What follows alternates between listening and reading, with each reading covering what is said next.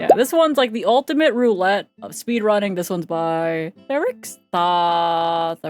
Let me also make sure this video is like properly centered or something. Allow me to take you back and tell you the story about a little game known as Yu-Gi-Oh! Forbidden Memories. I played this game, by the way. I played this game when I wanted to set this game up. I was recommended the 15 card drop mod, which is kind of nice. I played this one. Neat, right? Because normally, apparently, they drop one at a time. And I was like, wow, we really had nothing better to do as kids, huh? It's a game released in 1999 for the original PlayStation, and for the past decade or so, this game has taken the world of speedrunning by storm. Forbidden Memories was everywhere. It was practically impossible to avoid, even if you tried. It seemed like everyone had a friend who had tried running the game, and if not, you probably stumbled upon the game in a stream somewhere. It was like a plague that spread to all corners of the speedrunning community. Yeah, I've never known why this game in particular is the Yu-Gi-Oh game to run, but I also understand why it is. I'm a person that plays Pokemon Kaizo Ironmon, right? There is some skill involved in Pokemon. But let's face it, most of the time, you're trying to chase that high of getting the run. And that's probably what it is here. You want to chase the high of RNG, just because it's pain, but sometimes you're like, what if? What if this is it? It's like I think you need to be a gambler, okay? It's the gambler. It's you, right? Look, I played the 15 card mod of this one. I don't think I have it in me to speedrun this game. I have it in me to play Pokemon Ironmon Kaizo. I'm on attempt 343. The streamers I've been watching play like Super Kaizo Ironmon are currently on attempt either 21,000. I think Salty Dolphin almost hit 15,000. He's like 800 attempts away or something like that. Yeah, I'm that. I'm not this. I'm that. It didn't matter if you were a PlayStation, Nintendo, or PC guy, Forbidden Memories had an allure to it. But what was it that drew people to the game and gave it such an infamous reputation? The Gamba. Today, I hope to answer this the question Gamba. as we dive into the story of Yu-Gi-Oh! Forbidden Memories, the ultimate roulette of speedrunning. Did you beat this game? I beat this game, but it was a 15 card mod. It was during my subathon so long ago.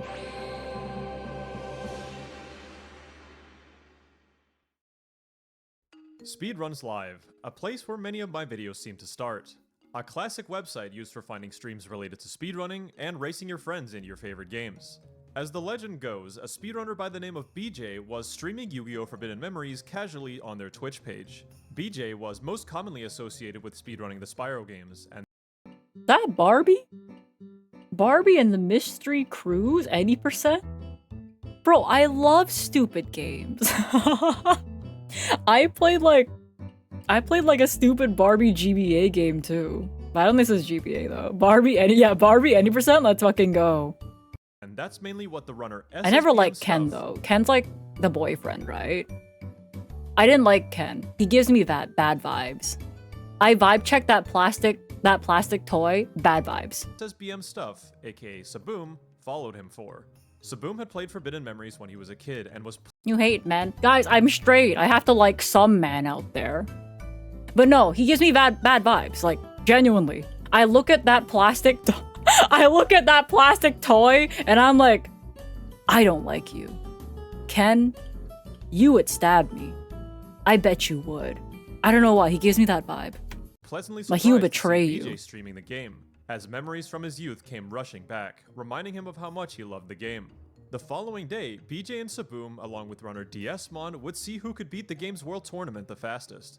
This race took place all the way back in January of 2013, and is the first recorded race of the game on Speedruns Live.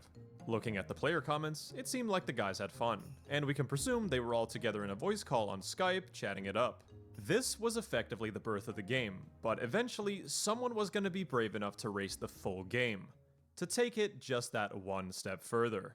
And we only have to look 2 races above, where 5 players would attempt just that. And this paints an entirely different picture. A 12-hour completion, a 21-hour Holy completion, shit. and 3 forfeits. No, this is valid. Honestly, I've seen like one of my mod/editors try to like speedrun this. I understand the forfeit. I understand. It's heavily RNG, right? This was the first proper attempt I'd at beating give up, Forbidden actually. Memories in a speedy setting. And out of the 5, Saboom's attempt would go on to be somewhat of an urban tale. As the story goes, Saboom's attempt was an absolute endurance test, spanning over 30 hours of continuous play before finally throwing in the towel from exhaustion. During this stream, 1,000 viewers witnessed the madness that was Forbidden Memories, and Saboom would also go on to get partnered due to the viewers he pulled. The 30-hour marathon of a stream is unfortunately lost to time, but many were inspired to give the game a whirl. 30 hours? Yeah, nah, man. So, I can't do that the seeds shit. were planted, and the rest is history. My streams But are like what 5 happened during hours. this race to cause such wildly different completion times between first and second? And why did 3 people forfeit? The answer is that this game is an absolute RNG nightmare. So let's talk about how to play it. Yeah, it is.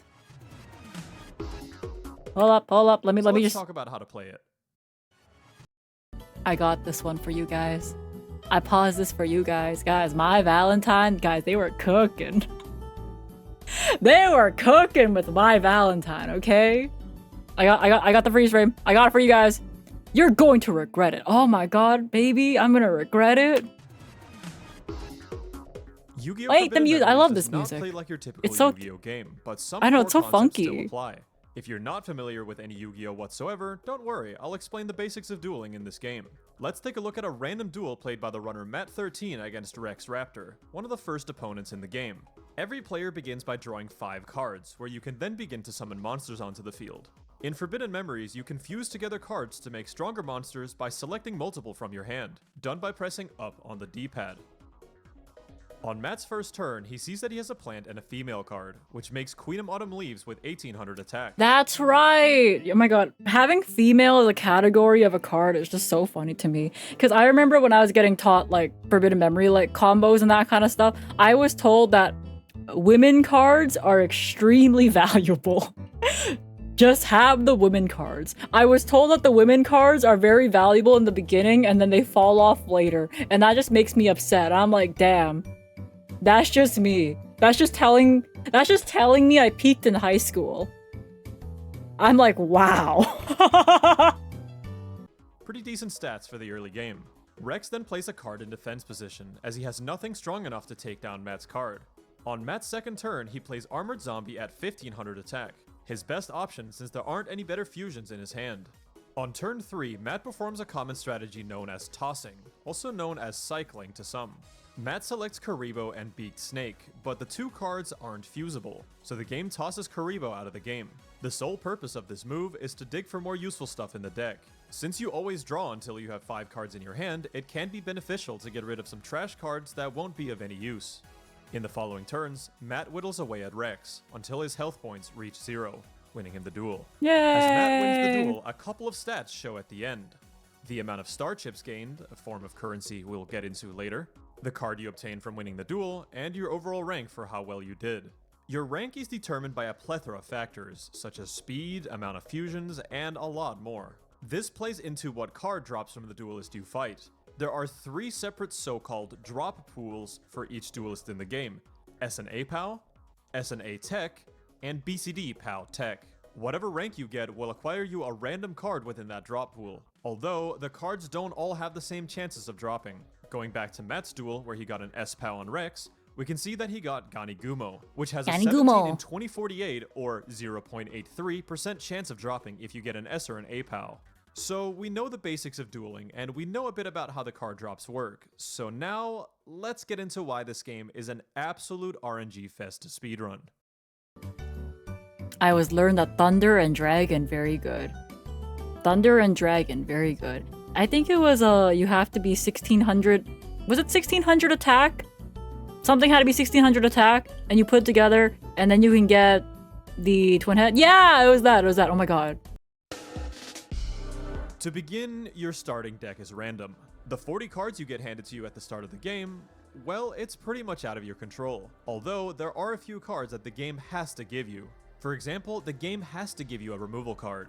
There's a 50% chance that you'll get Raigeki, and 50% you'll get Dark Hole. Raigeki clears all monsters on the opponent's side of the field. I started with Dark Raigeki Hole on clears mine. everything. So Raigeki is slightly preferred, although running with Dark Hole is fine if the rest of the deck is solid. You're also given a field card, where hopefully you'll start with either Mountain or Umi. These cards power up the main monster you'll be looking to fuse later on in this game. For these ones, it kind of threw me off that you basically only are allowed to play one spell, and then I think the turn just ends. Like, you would play Raigeki and that's like your turn, right? I'm not like misremembering. I think I remember that specifically throwing me off. It's like, I can't play any more cards after Raigeki. If you don't get this one, it's not too big of a deal. The real thing that runners will mostly reset the run over is the equip card. Equip cards are exceptionally difficult to obtain, so starting with a good one is a necessity. You could still attack if you had monsters already, but yeah, 1 card per turn. Yeah, that was it. Out of the 28 equip cards that you can start with, only 5 are viable to continue the run, a 17.86% chance. These are Dark Energy, Beast Fangs, Horn of Light, Dragon Treasure, and Invigoration. If you don't get one, you're better off quitting out to the main menu, resetting the run, and trying for another deck. Then of course we have the monsters, which are a bit of an added bonus. Most runners don't reset if the monster cards are bad, but there are some types that are preferred early on, such as beasts or plants. If your starting deck contains any dragons or thunders, that's a huge bonus. Because Forbidden Memory's late game win condition is the almighty twin-headed That's my boy! A strong, easily fusible monster at 2800 attack. The reason you need such specific equips and field cards from the starter deck is because those are the cards that work with twin-headed. All of them giving the monster 500 attack and defense each. I remember making Queen of Autumn Leaves a lot. Do you think I'm biased? Once you have your deck, the run begins by losing a scripted duel to Hai Shin, where afterwards you move on to face a bunch of opponents in the World Tournament. Rex Raptor is the first opponent in the tournament, and conveniently, he's easy to beat and drops a bunch of really good stuff. After beating Rex, you can back out to the title screen and enter free duel mode, where you can farm him for drops, which most runners usually do. Again, beating your opponent drops a measly 1 card, which is one of the reasons this game can take so long to complete. On some runs, you can sit there and farm Rex for 45 minutes without a single useful drop. Whereas on a different run, you could potentially skip the Rex farm if your starting deck is insane enough.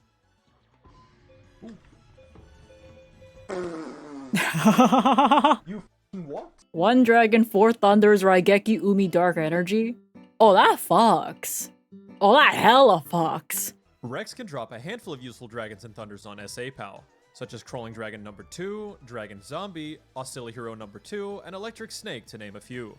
But he can also drop Beast Fangs on BCD ranks, useful on Twin-Headed Thunder Dragon.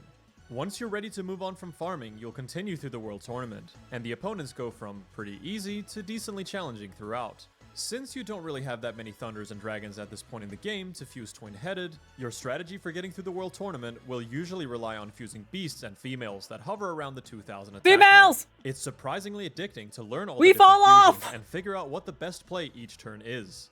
Although, sometimes a weird one-off fusion can occur that you weren't expecting. What? What? Cocoon. That makes Cocoon of Evolution? What the f? Yeah. I forgot about that shit, dude. Yo, I fused a fucking Tiger Axe and a Dark Fire Dragon, and it made Cocoon of Evolution. The first opponent after farming Oh, Rex that's is so Weevil. dumb. Oh, He's that's easy enough. amazing. Then there's Mai, who's not too bad. Bandit Keith has a small chance to play Zoa at 2600 attack, which can be a bit troll, but otherwise he's pretty beatable. Next is Shoddy, who old school runners actually used to farm since he drops a few good Thunders and Dragons, but also Beast Fangs and Umi on BCD ranks. After that is Bakura, who can play Labyrinth Wall or Millennium Shield, both with 3000 defense, which can be annoying to get around. After that, it's Maximilian Pegasus, who at absolute worst can play Meteor Black Dragon, a 3500 attack monster he's which you fucked have up. almost no chance of beating at this point in the run unless you draw Raigeki or Dark Hole. Bikuri Box is one of his more common plays at 2300 attack. I Tricky remember to that. get around too if you don't draw correctly. Pegasus can actually drop Megamorph, which is the best equip card in the entire game, giving 1000 attack and defense to any monster as opposed to the usual 500 that the other equips give. Oh. The issue with getting this card is that you need an S or an A tech as your ranking from the fight, which is very complicated to achieve and takes a very long time. Megamorph! No way. Holy shit! No way. Even if you do it right, Megamorph has a 64 in 2048 chance of dropping, or 3.13%.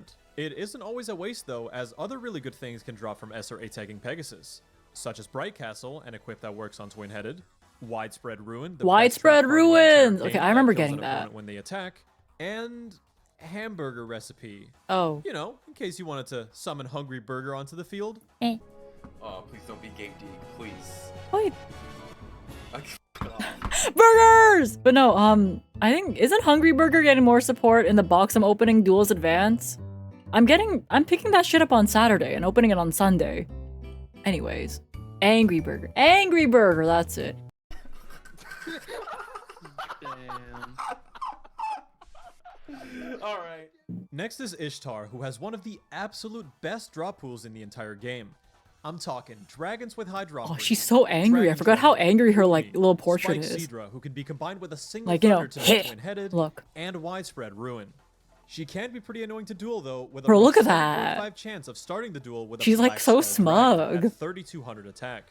Pretty much every run at this point will quit out to the free duel mode and farm Ishtar for hours once they've defeated her to improve their deck. She does have the downside of not dropping any thunders, but that's where the star chips come in. After each duel, you'll acquire star chips depending on your rank. These can be spent in the password menu on the title screen. Runners usually spend their star chips on thunders, as dragons are generally easier to I think I obtain bought through Umi winning with my star duels. chips. After the Ishtar farm, you'll finish the World Tournament by facing off against Kaiba, who can also play Labyrinth Wall and Millennium Shield, but also Blue Eyes White Dragon. Not terrible to deal with, especially if you just farmed Ishtar for like 2 hours. 2 hours, At this haha. point, you may have caught on to the fact that our opponents are starting to get pretty unfair, generally summoning monsters that outright beat Twin-Headed in a head-to-head. Cards like Blue Eyes White Dragon, Black Skull Dragon, and Meteor Black Dragon have way more attack power than Twin-Headed, and usually require an equip to beat, and in the case of MBD, 2 equips. If you think these cards are unfair, we're about to enter the part of the game where things get silly. Yeah, the mages. There's 2 paths runners can take from here on out to finish the game. You can choose the final 7 route or the final 6 route. The final 7 route has you fight all of the low and high mages from each shrine, ocean, desert, mountain, forest, and meadow, to then move on to face the final 7. I think I remember fighting... It was one of the greener ones, like Forest Meadow. I forget which one I fought first, but I remember going there because I'm like, I feel good about this one. And everyone went, yeah. So you guys gassed at me again, I remember this. I'm like, I feel good about this one, because apparently he's one of the harder ones. Oh wait, it was the one with Gate Guardian. Apparently he's one of the harder ones, and I managed to beat him. But he was one of the harder ones. Yeah, it was a Sogen field spell, and also just Gate Guardian. Yeah, it was Gate Guardian. Isn't that one of the hard? Yeah.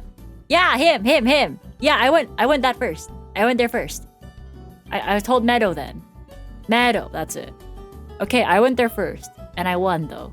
So I want to say that. In the final 6 route, you take a detour to fight Labyrinth Mage and Seto second before finishing the mages. This knocks the amount of fights you have to do at the end of the game from 7 down to 6. Some people prefer this way because all of the fights at the end of the game are done in a row. If you lose just one fight, even the very last one, you have to redo them all. It's absurdly punishing, and we'll talk more about it later in the video. It should be mentioned that the final 6 route isn't necessarily easier by any means.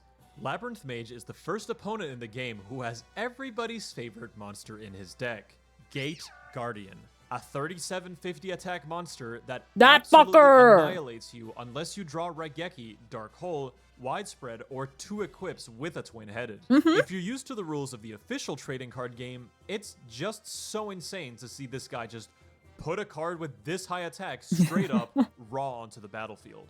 Seto second is super unforgiving too. He can play Gate Guardian, MBD, Metal Zoa, Blackluster Soldier, Blue Eyes White Dragon, and a fuck ton of other things too. If you beat them both, then cool, you don't have to fight Labyrinth Mage later during the final gauntlet. To unlock the mages, you must visit the Pharaoh's Palace to duel Mage Soldier, a laughably easy opponent at this point in the game. But drop-wise, he does have a 50 I remember in farming Mage 2048 Soldier for or something, but I don't remember. 2.44% chance of dropping Dark Energy, an equip that works for Twin-Headed. After beating him, the mages are now unlocked, and you can Oh, tackle them well, I in guess it was just the order you that. want. The low and high mages of each shrine do need to be completed in a row, but the low mages are a tad easier compared to the high ones. The ocean and desert shrines are the 2 easiest out of the 5, with the only problem being a few strong monsters that high ocean mage can play, due to them getting a field buff from Umi being the default during these duels. High Mountain Mage has a low chance of playing MBD or Black Skull Dragon on turn 1. Absolutely devastating cards with the Mountain field buff you begin on, turning them into 4k and 3700 attack monsters. High Forest Mage can be an absolutely ridiculous duel at times. His best card is Perfectly Ultimate Great Moth, a monster with 4k attack with the help of Forest, Yeah. which the duel starts with from the beginning. Yeah. Take a look at this clip from my first run of the game that I did on my Twitch stream the other week. 5k, holy shit. What is it, the fucking moth from Silent Hill? Oh my god. Come on. Play a fucking magic. Play a magic. You fucking idiot. No! Attack with the moth. Yes! Come on! Yeah! Fuck you! What is it? Not another moth. No! Would you believe me if I told you that he Two! actually played a third moth that duel? Yeah, I believe seriously, you. the duels just get ludicrously difficult at this point in the game. And we're not even at the end yet. Lastly, for the mages is the Meadow Shrine, and High Meadow Mage can play good old Gate Guardian. Yeah, We're okay, used to it him. at this point, I guess. But not with Sogan on the field. Seriously, 4,250 attack. I remember getting lucky, and I don't think I got Gate Guardian played on me the first time. Yeah, I don't think I got Gate Guardian. Or at least I was very lucky about it. Points. How in God's name are you supposed to get past this shit? The only thing you can really hope for is Raigeki, Widespread, or perhaps a lucky Easy Mode, as it's called. Easy Mode is a catch-all term in Forbidden Memories, where the opponent will begin by playing a relatively weak monster on their first turn, which gives you a good chance of winning the duel, since they'll continue to play monsters with equal or lower attack if you clear their monster on turn 1. With enough luck, Yeah, you'll make it I think past I the managed to mages, get and now through you him can really either choose to go easily. straight to the final gauntlet, or farm some more to improve your deck. You can go back to Ishtar for more dragons, Widespread, Dragon Treasure, or an Umi. If you have a trap card in your possession, you can do Atex on Pegasus for Megamorph or other good stuff. Or you could farm Low Meadow Mage for the rare 0.98% chance at an MBD drop. That is technically higher odds than getting an SSR in like a gacha game, so I don't know, man. Play Forbidden Memories, it looks like. Yeah, well, it can be What? Yeah. What? MBD! Yay! Forbidden My Memories first gacha advice budget. doesn't Could you go. imagine? Could you imagine a gacha game? I hope Konami's not listening. Could you imagine a gacha game for Yu-Gi-Oh? Right? Where technically it's like Forbidden Memories, but you have to pay to enter the duel.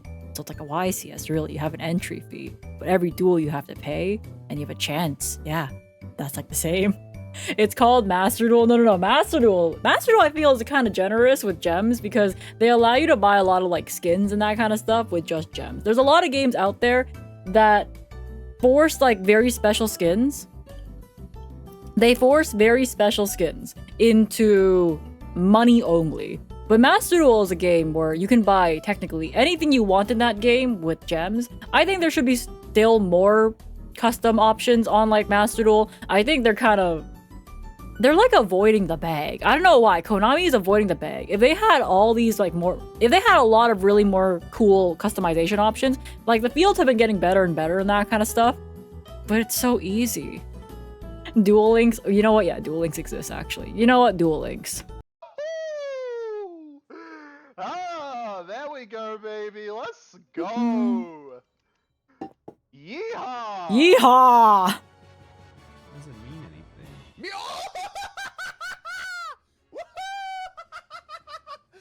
Screw the rules! I have incredible luck! I like how he's MPG and going Megamorph like, simply- screw the rules, I have incredible luck, and the speedrun timer's at 14 hours. That's insane. 14 hours! Yeehaw! I have incredible luck! Yeah, MPG and luck, Megamorph yeah! severely increase your chances at beating the final gauntlet, but you have to get lucky to get the cards, and it is by no means a guaranteed win for the end game. The final gauntlet in Forbidden Memories is without a doubt one of the hardest boss sequences in gaming.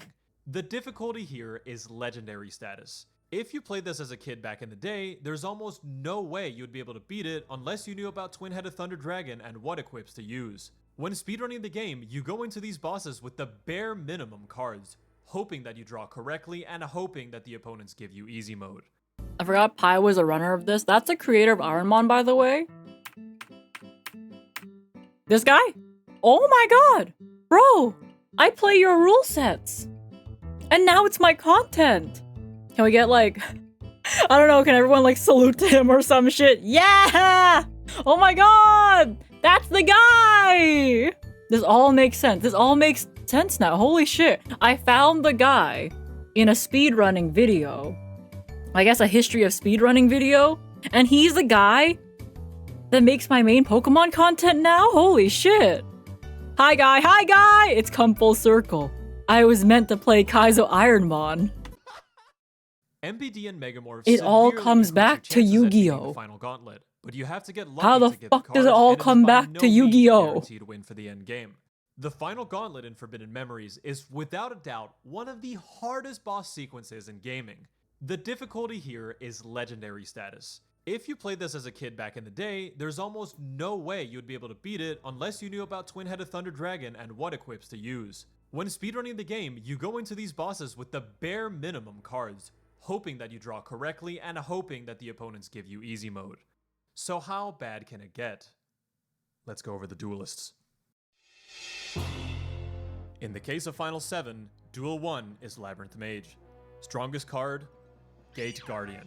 3750 attack. Duel 2, Sebek. Strongest card, Zoa. I don't know how, but I feel like I got fucked up by Sebek one time and I was not happy about it. I remember Sebek fucked me up. This is the strongest card. I just bricked the entire way. Sebek fucked me up, man. 3100 attack with Yami field buff. Oh, Duel Yami, that's 3, probably it. Neku. Strongest card, Skull Knight.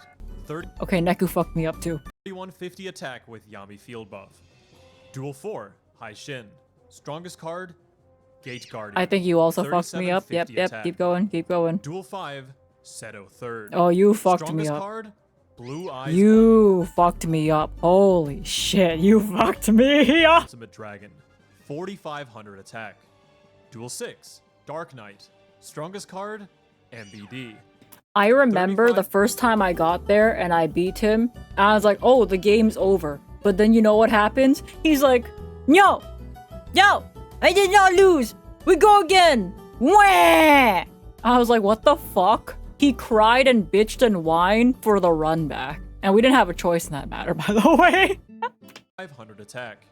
And Duel 7, Nightmare. Strongest card, Blue Eyes Ultimate Dragon. 4500 attack again. It goes without saying that this part of the game is unnecessarily difficult. The worst fight of them all has to be Seto third. Who has Yeah, a Seto 55% third, I chance of think, beginning the fucked duel me with up the Blue Eyes most. Ultimate Dragon. If you somehow manage to take it down with widespread or removals, he'll just play another one. Yeah. Yeah, he has 3 of them. Yeah, he Instant does. death. There's basically nothing you can do to get past it, with 90% of the decks you'll have during a speedrun. Hai Shin is also super annoying because his chance of playing Gate Guardian turn 1 is stupidly common. And because his monster is so strong, you only have so many turns to dig for equips, a removal, or MBD if you have one. If you give him control of the board, he often plays Megamorph onto a strong monster, to the point where they exceed 4000 attack, and it becomes near unwinnable from there. Alright. Don't play another one. Oh, Ah, off! He had another Gate Guardian. another one. This is insane. What is Another one. now? Nightmare is pretty scary too, because like with Seto, he can also play Blue Eyes. Oh, wait, I saw the text. Nightmare is pretty scary too. Oh my, I keep missing it. That's my bad. Oh my god, wait. Nightmare is pretty scary Wait, too, he because transforms? Like with Seto, he can Come on, come boy, one more time. Bro literally is like, I'm mad, transforms, and says, I refuse to lose. Duel me again. also play Blue Eyes Ultimate Dragon. I was like, bro, you're The so chances aren't as salty. high as on Seto, but it's beyond infuriating spending 20 One minutes more to get to the time. fight, One more only to time. get slapped in the face with an ultimate turn 1. Yeah. Besides yeah. ultimate, Nightmare also has Gate Guardian, MBD, and Moth in his deck. Yeah, it does. It's a brutal yeah, last yeah. fight.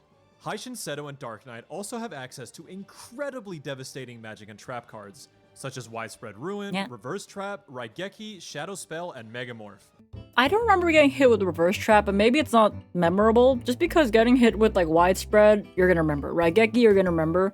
Megamorph, yeah. I don't remember Shadow Spell and reverse trap very well, just because. Well, let's face it, Raigeki has literally lightning hitting the field. Like, you're gonna remember that shit. Oh, also, the AI literally cheats from Haishin Yeah. onwards. If you play a card face down, the AI is programmed to know which card it is. They can literally see through it. Not only that, on Haishin onwards, you might see a 5-card hand visually, but these goons have 20 cards in their hand. I'm dead serious. All of this is happening while you're listening to some of the most stressful music imaginable. But I like that music. Am I fucked up? Forbidden Memories does not fuck around. No way! Oh, I forgot that he can like. No! I just got Exodia'd! To get past the final gauntlet, you just need one lucky run. One attempt. Yeah, where he can everything lines up. Exodia you And because that almost too. never happens. Having splits the Wait, hold up. You're telling me he can Exodia you because he starts with 20 cards in hand? One more piece. One more one piece. attempt where everything Oh. lines up. And because that almost never happens, I'm sorry. I'm pausing because I wanted to take a look at Exodia's knees. I was just so curious. Okay, I've had my look. having splits that look like this is common. Just finishing the game is an accomplishment. The RNG is that bad. But that doesn't mean it's impossible, and some players have tried to defy the odds. How far can you push this game if you just have a little bit of luck on your side? Let's take a look at the players who have tried and succeeded. The first big world record that I remember when I first started watching Forbidden Memories was Monopoly Man's 538.24, set back in March of 2013. A really nice run with 11 dragons, 7 thunders, 1 widespread, and 3 equips. Monopoly Man got 2 of his equips from farming Mage Soldier. Not a bad strat for the time, but one that isn't really common anymore, since drop rates are better understood now. His run also featured a first try Final 7, which is extremely uncommon First to get try? even to this day. Wow. Many players would attempt to beat Monopoly Man's run in the coming months, and at this time, it was a thrilling time to be a spectator of Forbidden Memories. Since the game mostly centered itself around luck, practically anyone could be the next record holder. Given you understand the basics of Yeah, the it's the game, you just gambling. have to get lucky enough, and They just who wanna knows where good gamble. RNG might take you. It was like the Wild West, where anyone who was doing races on speedruns live could snag the record at any moment. Saboom would get very close with a 549.45, but the record wouldn't fall until June 2013, where 2 Brazilian players would lower it by a ton. The Urnator with 453.18, and Arcope The Urnator's an amazing name. Pat with 418.58. Yeah, not often you see world records being beaten by over half an hour. The record would continue to fall with GFC getting a 406.16, Colin 7 with 4 flat 56, and the Urnator again with 329.27. You know, 7 with I kind of like their icons. Like, for me, since like I'm streaming now, right? I have to make sure all like my icons look very similar, or like it's like, oh yeah, that's a maple. But back in the day, you could pull up with this profile pic as your Twitch icon, and people be like, yeah, that's just Colin 7. I love that. I love that for them. Should have been Kermit. Damn, I should have been a Kermit VTuber. That's wild. Yeah, it was a different playing field back in the day, okay? It's like, oh hell yeah, Kermit VTuber, gang gang. Little D in his profile pic goes insane. It does. Yugi should have started with a 20 card hand. Well, maybe they should have given me 20 cards when I played this game. 4 flat 56, and the Urnator again with 329.27, set in May of 2014.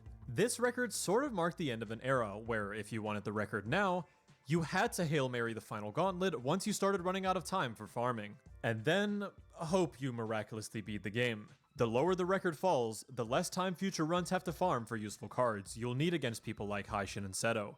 The world record would never see a big drastic improvement until the player Kanik would get the world's first sub 3 hour completion at 253.08. This time is still listed as the world record today on speedrun.com, but Forbidden Memories has a big scene over in Japan as well, with their own leaderboards showcasing times that are faster than most have done in the West. With the Yeah, current record man. being a 2:45:32 by the player Onion? Onion! Okay. Onion's starting deck was pretty textbook when it comes to the kind of deck you're looking for, with 1 Dragon, 1 Thunder, Raigeki, and Horn of Light. His Rex and Ishtar farms were extremely lucky. Out of the first 3 duels on Rex, 1 drop was Crawling Dragon number 2, and the other Dragon Zombie. Oh, On 1600 Ishtar, attack. Yeah, perfect. Onion gets a Dragon Treasure on his second duel. Holy shit. A 1.56% chance. If that wasn't enough, he then gets another one just 15 minutes later. He's better. 3 equips by the 1 hour 20 mark is not only very rare, but also ridiculously fast. He then Yeah, farms oh my until god. he has 55 starships to buy an Umi, then heads towards the end game. On the mages, Onion's luck continues to pile on, as he gets through them all without losing a single duel, including easy modes on High Mountain Mage, High Forest Mage, and High Meadow Mage. On Final 7, Onion makes it through the first 3 fights swiftly, but finds himself against 2 Gate Guardians on High Shin. He has Umi out and is in desperate need of drawing an equip with the components for Twin-Headed. Does he do it? Lady Luck is on his side, and he draws exactly that, then proceeds to win the duel. He does it. Against Seto, He's just Onion better. draws Umi and an equip on his first He wanted it more. He's just better at Yu-Gi-Oh! Pack it up. turn. If he draws a dragon, he's able to beat any card Seto has except for Ultimate. When you're in a situation like this, you just gotta pray that he doesn't play it.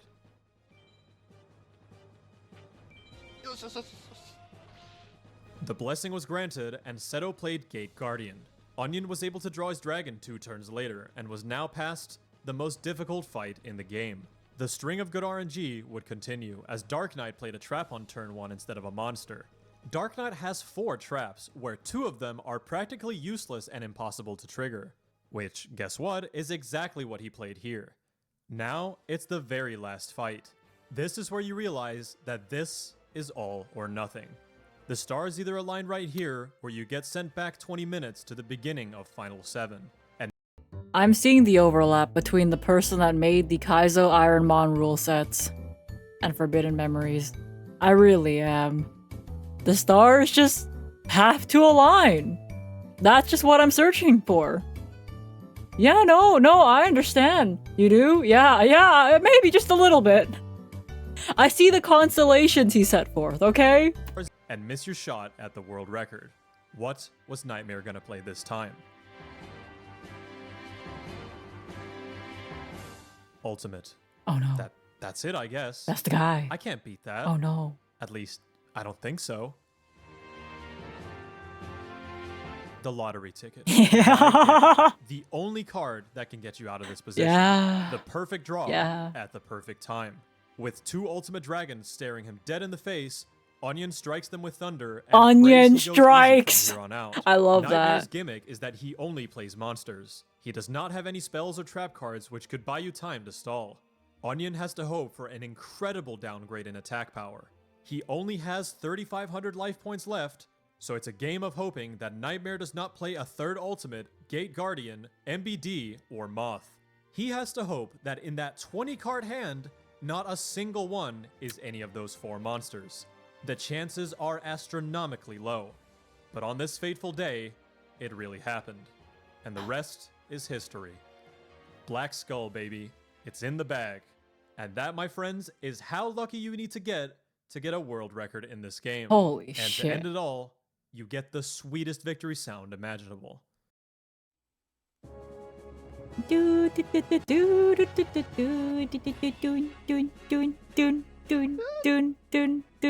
Yeah. Yeah. And also the credits. Oh yeah, I guess that too. You know, I'm learning a lot. I don't know, it's almost therapeutic to know that there are other people that stem from the Yu-Gi-Oh community that made a fucked up Pokemon rule set that I enjoy. I don't know, it's almost therapeutic to know that there are other people out there that are just as fucked up as I am. Wow. I don't know, there's something nice about it. There's something just nice being like, oh my god, guys. They're fucked up. I'm fucked up. We're fucked up. Sometimes, We're when you all least fucked up. expect it, you'll make it through the final gauntlet. Sometimes it's with a deck you never even thought could do it. It's really difficult to convey just how luck-based this game is and how difficult it is to achieve the record, let alone just finishing the game.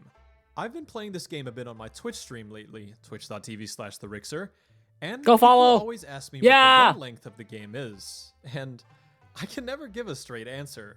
My first run miraculously beat the game in under 8 hours, an Neat. incredibly good time for a first completion. But my third run of the game legitimately took me 19 hours. Holy Even shit. with the best deck I've ever had, featuring 14 dragons, 9 thunders, 3 equips, a widespread, an Umi, and an MBDS. That's a really good deck. Wow. What's up? Welcome in. It's always Yu-Gi-Oh's fault. It always comes back to Yu-Gi-Oh being at fault, which is, I find very wild. Somehow, somewhere, it all comes back to Yu-Gi-Oh. Oh, I do remember seeing something like that recently. I think, was it Lorcana? I think a Yu-Gi-Oh champion from back in the day won a Lorcana tournament? Like a really big one. The championships, I think, for Lorcana. It was one of those other games. One of them other... Yeah, okay, it was Lorcana. I don't know. I remember seeing... Was it Farfa tweet about it? Well, Farfa tweets a lot, so... It was probably Farfa. Let me see. Do the Fusion twin-headed with any 2 thunders in this game? Fusion twin-headed with any 2 thunders. It's, you need a dragon that's 1600 attack or more and a thunder. And that will just make you twin-headed. Yeah, here, let me find it. It was something here very recently. Yeah, this is relevant. It all comes back to Yu-Gi-Oh! I can't believe the guy who was ashing himself in Master Duel is now the first ever world champion of Lorcana. Guys, I've ashed myself in Master Duel. Now I know I have the power to become a champion one day too. I've ashed my own small world one time trying to use it as a, you know, reveal this. Yeah, it happens. It does. Remember, they imprint themselves in worlds. As the cherry on top. Final 6 Nin Kang actually Pham? took me Oh, over 10 that's a hours to Vietnamese beat, name. and that's not even that uncommon to see. If we return to the Speedrun's live race results It page, all comes back it's to just Nam, hilarious too. to see Wow. the amount of forfeits present here. Sometimes you just have to surrender. The game can absolutely break your soul, giving you easy modes all the way through the final gauntlet, to then take it away from you right at the end. The game is so unpredictable in its runtime that an any percent run has never been showcased at an ESA or Games Done Quick despite the game's popularity. Although, after ESA 2016 had concluded, Yeah, no shit. It's called Games Done Quick. Games Done Quick. Like, there was an alleged bonus stream with a Forbidden Memories run performed by Mergy with no surviving video. The run apparently went on for 12 hours without finishing. Classic. The Yeah. Forbidden Memories craze even spread to some bigger names in the scene at the time. The game is just a certified clip generator. The most absurd stuff just seems to happen all the time. And sometimes, you'll get a meme drop every now and then.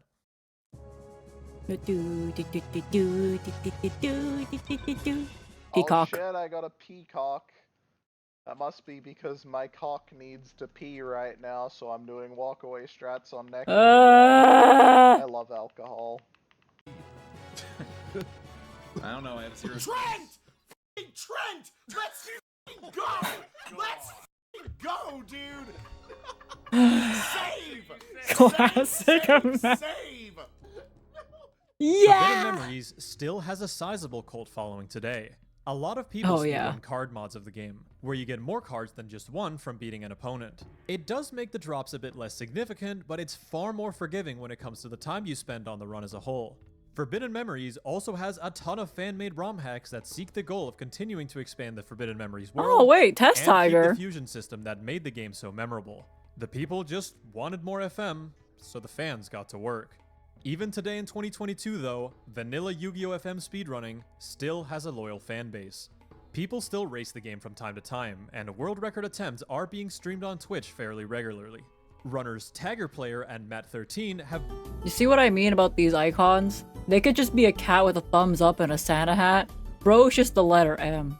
That's just them. both had runs well on pace Hell to beat the yeah! record, but something always goes wrong during the final gauntlet. But my money's on these two players to improve the record, or perhaps any of the top Japanese players. It's difficult to know how active their scene really is with the language barrier and most of them streaming on Nico Video instead of Twitch. The M profile pic goes crazy. Yo, what up, Power? Yeah, no, I was talking about how like the old day Twitch streamers can just have anything as their like icon. And I'm just like, I kind of fuck with that. At the same time, I just have to be like, guys, this is my face. And this is gonna be my face on Twitch. It's gonna be my face on Twitter. It's gonna be my face on YouTube. And back in the day, you can just be Kermit the Frog. Times have It would be changed. silly of me to have a channel dedicated to PlayStation speedrunning lore and not talk about Forbidden Memories. It's a game that's gone down in history as one of the biggest RNG fests in all of speedrunning. Some people cannot fathom why you would ever run a game like this where nothing is in your control. On Guys, the other hand, it's though, just Ironmon Kaizo. No, I recently found out, I had no idea that the person that made the Ironmon rule set used to be a Forbidden Memory speedrunner, so I'm watching this shit, right? And then Paz told me that, it's like, yep, that's the guy that made the rule set, and I'm like, it all comes back to Yu-Gi-Oh! Everything comes back to Yu-Gi-Oh! It's fucking wild out here. But no, I get it. you can just sit back and relax, knowing that wherever the game takes you, you're just kind of along for the ride. Yeah, we are. I'm sitting here I could get a 5-star Mon. Tuxedo, eating Or, you know, I could be like Power and run a bar bag, broach. bro. Forbidden Memories is random enough where every playthrough of the game is different, and some players love that about the game. I've run games like Ratchet & Clank and Mirror's Edge, both games with extraordinarily high skill ceilings with its depthful movement. And to be honest, it's kinda nice to not have to worry about how well you play all the time. That isn't to say that Yu-Gi-Oh! FM is just play twin-headed and win lol. In the early game, you do need to know a ton of different fusions that you'll mostly learn through trial and error. There is a ton of knowledge you need to know when it comes to attaining certain ranks on specific duelists. There's things like Guardian Stars, drop percentages, memorizing password codes, remembering what cards the opponent The memorizing password code is kind of crazy to me, because like for me, I'm kind of like, I remember like my debit card number and that kind of shit, because that's like what I used to use before I got a credit card, right? I have that one memorized, but remember like other password codes to me, I'm like, nah. I barely remember my parents' like phone number at this point. Hello, welcome in, Deuce. Welcome in. The bar broach is crazy. It was though, it fucking moves. can play, and so on. RNG is often despised in speedrunning, but without it, games are more likely to reach their final destination. Our journey through speedrunning is lowering the games that we love in a collaborative effort, but we never stop to think about what happens when we reach the end, when a time simply becomes maxed. Forbidden Memories, having as much RNG as it does, effectively ensures that the game's record history is never ending. You can always get a better starting deck. Maple, help this guy get a job. Yeah, here's unemployment. You can always get better drops, and you can always get luckier on the final gauntlet. To end this piece, may the RNG gods smile upon future speedruns of this frustrating, absurd, yet amazing roulette wheel of a game. Thanks that for was watching. fun. If you like the content, please consider subscribing and supporting me on Patreon. Well. Take care, and have a good one. Yeah, I enjoyed learning about this because I was like, I had no idea that the creator of Pokemon, like Ironmon Kaizo, and Ironmon in general, right, was a Forbidden Memory speedrunner, and I was like, holy shit. Yu-Gi-Oh! Is all at fault. It's always Yu-Gi-Oh!'s fault somehow. It's always the fault of Yu-Gi-Oh! I love speedrunning content in general. I used to like not get it, but now I get it. Because I remember the first time I went to TwitchCon. It's not even that long ago, but like it took me a bit to get it, okay? The first ever TwitchCon I went to in Vegas, right? And I had to like find Miwa. She was like just chilling and like sitting down because her feet were tired. And she was sitting down at like this one place that was showcasing a speed run. So I was kind of just there chilling with Miwa. We weren't talking much because we were both tired and people were focused on the show. I was just sitting there with Miwa and we were just like looking at them speed run. And I'm like, you get it? And she's like, no. And I'm like, okay. Our conversation was literally just that because she had to go for a concert, but she was so tired. That was our entire conversation for when we were like resting until we actually had to go. Then we hugged each other and said bye and that kind of stuff. And we actually had a conversation there. But our entire conversation was like, you get it, girl? No, I don't. Okay. That was it. I love that so much. Did you recognize the game? I don't even remember what game it was. I'm going to be real. I remember my conversation with Miwa though.